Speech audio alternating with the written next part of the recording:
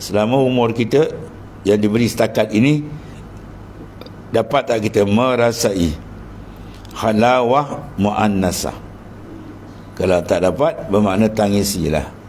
Ya, jauh sangat kita, hina sangat kita dengan Tuhan. Kemanisan kejinakan dengan Tuhan tak dapat. Yang kita dapat kemanisan kejinakan dengan makhluk. Hati kita jinak dengan apa? Dengan duit. Itu yang pertama kali, kan? Apa-apa dia tengok duit dia isi. Hati dia jinak dengan duit, dengan harta benda, dengan pangkat. Gebut pangkat sampai jual agama pun ada, macam-macam kan. Itu semua panggil satu bala dan kehinaan. Orang yang tak dapat kemanisan kejinakan hati dengan Allah. Yang kita tengok dia kita sendirilah. Aku ni jinak tak hati dengan Tuhan? Atau mulut aku saja yang nampak macam jinak, sedangkan kalbi aku masih jauh lagi dengan Allah. Itu.